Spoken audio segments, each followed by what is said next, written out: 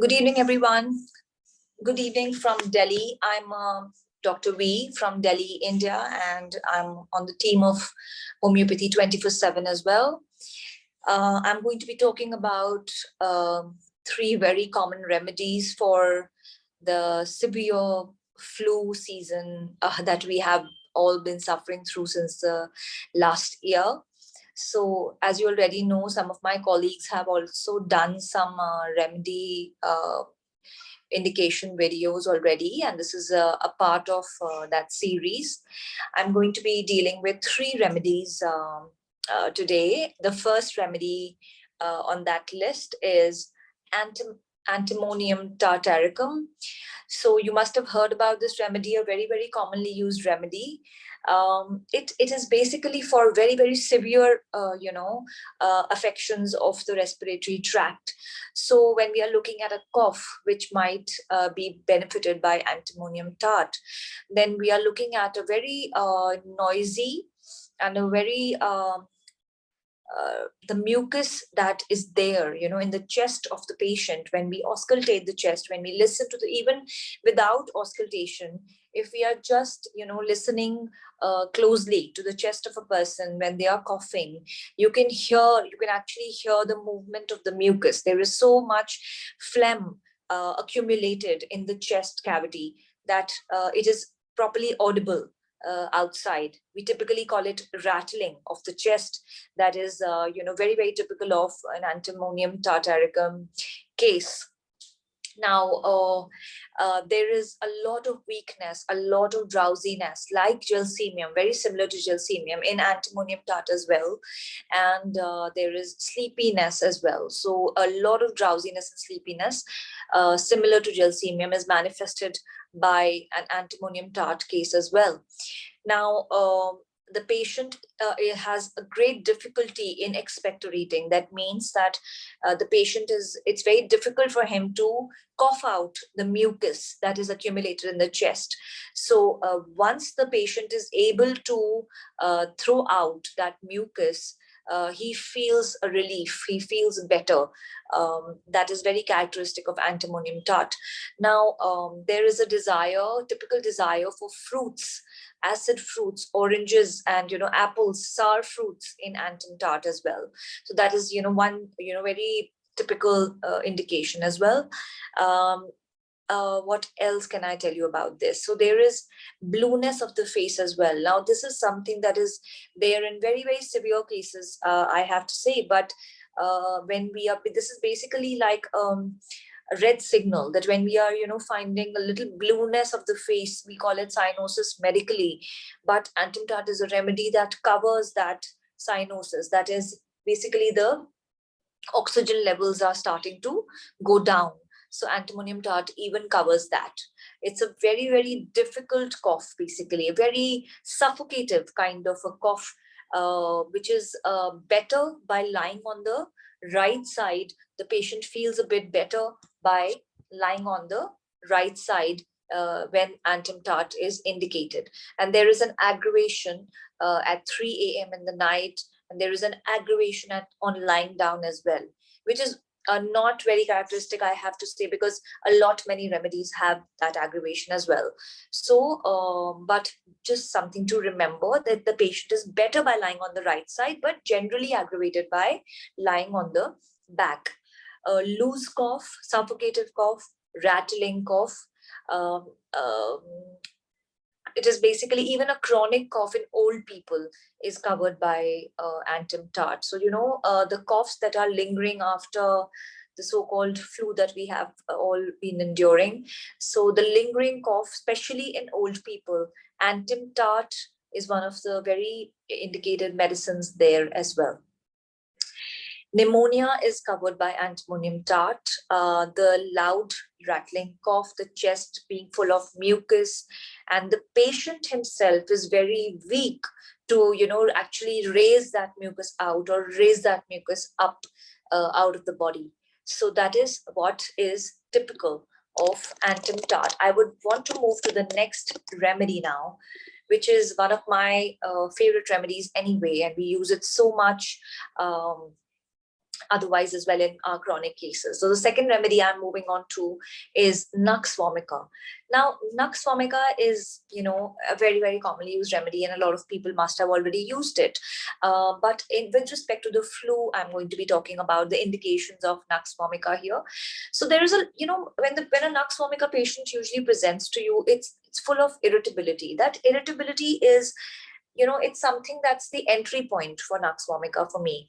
So if the patient is very, very calm with the illness that he is going through, I would usually not think of Nux vomica, in spite of the physicals being similar to Nux vomica. But mental irritability is, extremely indicative of Nux vomica in any condition for that matter, and the flu as well. So Nux vomica patient, I'll go a little quickly, not to make this video very, very long for you and not to make it boring for you. So it's a very, very chilly patient. They can feel every draft of air. So even a little bit of air, that window is open, it affects them. They know that that window is open, and it's making them feel chilly. So that is again characteristic of Nux vomica. Cold drafts of air are completely, they are not taken well. They are very sensitive to cold drafts of air. Then there's an aggravation on uncovering. There is an aggravation on eating as well in Nux vomica. So, eating usually is related in a Nux vomica case, that it is causing some kind of an aggravation. Even the cough can be aggravated by eating. So, an amelioration in warmth, by warmth. If the patient is in a warm room, he will feel better. And even typical amelioration of Nux vomica, I will have to mention here, is the wet weather. So if the patient is, exposed to wet weather, if it rains, the patient generally feels better, and that is again Nux vomica indication.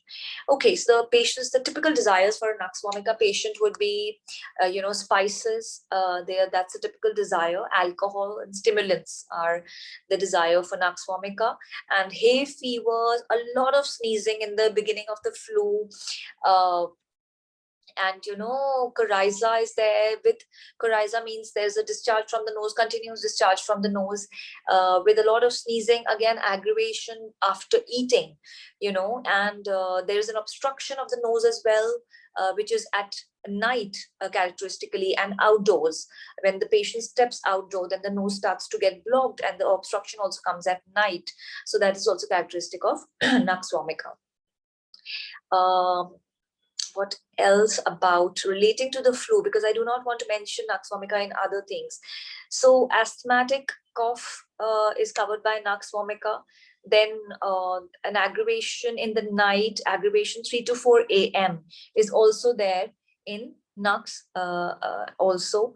And there is an amelioration. The patient would want to have warm drinks, that is also characteristic of Nux vomica. I think I have said enough about my second remedy here. I will be going to my third remedy now. And the third remedy is probably one of your favorite remedies, and I think everyone in this group must have used it. It's called belladonna. So, again, very, very commonly indicated remedy. I have to mention something about belladonna. Most of you must have used it in, acute. And I understand that because, the acute indications of belladonna very well. But I personally have used belladonna a lot in chronic cases as well. So belladonna is a very, very beautiful remedy, but I'm going to be only talking about the acute aspect right now. So sudden intensity of symptoms. That is, the first thing that comes to your mind with belladonna is sudden intensity of the problem. The intensity is extreme and the symptoms have come very, very suddenly. So that is there. And then the congestion. By congestion, I mean that there is a congestion of the head. So the patient is feeling heat of the head and coldness of the extremities, coldness of the feet, coldness of the hands, but the head is feeling very, very hot. So that is our belladonna. Now, there is a typical aggravation. Belladonna is a right-sided remedy. So again, when we are finding, abnormalities on the right side of the chest, then we are again thinking about belladonna in acutes specifically. Aggravation 3 p.m. is a characteristic indication of belladonna. And sudden onset, violent attack, as I already mentioned. Okay, very, very high fever with, whatever cough or chest inflammation a person has. If there is a sudden high fever, then belladonna comes to your mind. There is burning heat, like when you touch the skin of a belladonna patient, you can feel that the heat is radiating. You can feel it's coming out, like the skin is radiating that heat. Okay, so that is really important. Then the bright redness, the bright red discoloration of the face, of the skin in general, is also very, very characteristic of belladonna. So I think hot head with cold extremities is my entry point for belladonna. Very practical and very commonly used. And desire for the belladonna, typical desire is lemonade. Or lemons, children who are craving for lemons in sickness or otherwise as well. Please think about belladonna there. And when we are talking about this flu, I would want to mention the cough is typically barking in belladonna, just like a few other remedies as well. But I'm only talking about belladonna right now. So the typical cough of belladonna is barking cough. I think that's all from me here today. And I was supposed to take only 3 remedies with you today. And I hope I was able to give you some common indications and make you understand a little bit about these remedies. Have a great day. Bye bye.